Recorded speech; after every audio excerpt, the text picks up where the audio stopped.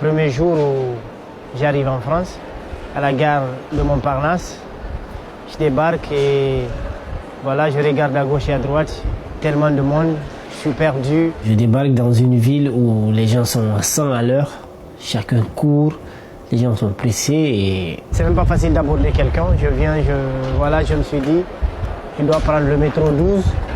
Donc il faut que je trouve tout de suite une solution pour ne pas traîner dans la gare comme ça. Et j'avais trop froid, donc il y avait énormément de vent. Après ça, je me tourne vers un monsieur qui lisait un journal, en français. Je dis, excusez-moi, je voudrais prendre le métro 12, mais je ne sais pas comment ça marche du tout.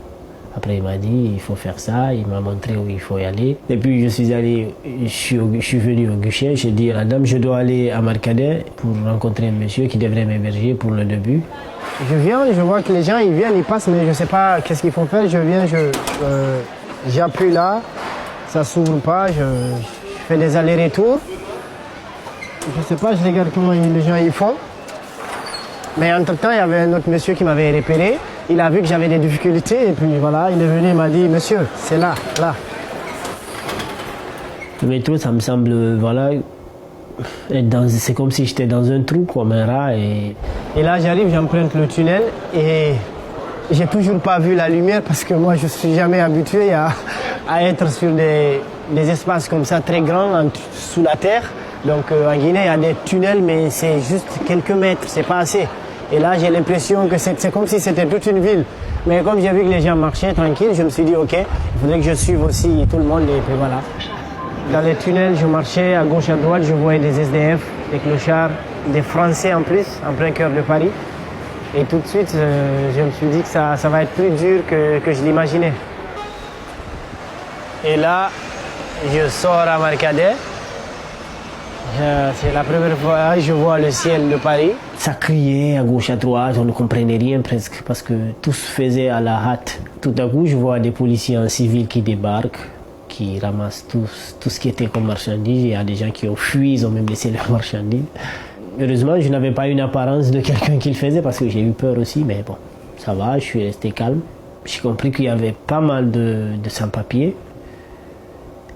Et ça m'a tout de suite montré aussi l'importance de tout faire pour avoir ces papiers, surtout ça. Parce que moi, ça a été mon premier souci jusqu'au jour de la délivrance. Donc ça m'a montré tout de suite que je n'ai pas droit à l'erreur. Il faudrait dès maintenant que je commence les démarches pour avoir mon statut et voilà.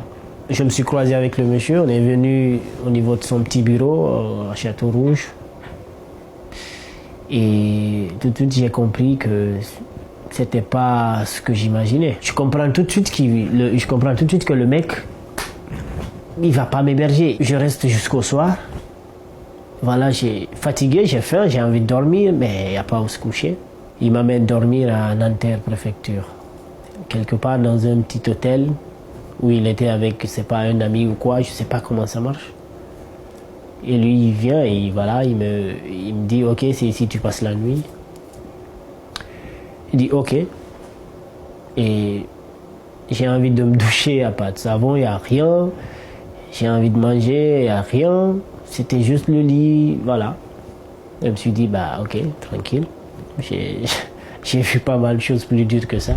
Et après tout ça, je suis allé chez mon cousin où il m'a hébergé pour... Comment dirais-je, pour les démarches et tout. Je suis resté tranquille et j'ai commencé mes démarches.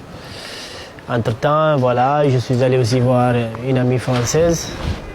Et c'est parti de là, ça a commencé à changer petit à petit. J'ai commencé mes démarches, j'avais beaucoup d'attentes un peu partout, mais voilà.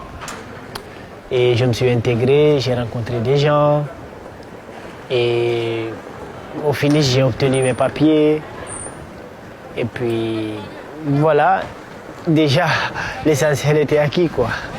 Aujourd'hui, je suis gérant de commande dans un salad bar, mais je suis surtout comédien et danseur en même temps. Donc, je fais pas mal de projets avec l'atelier des artistes en exil.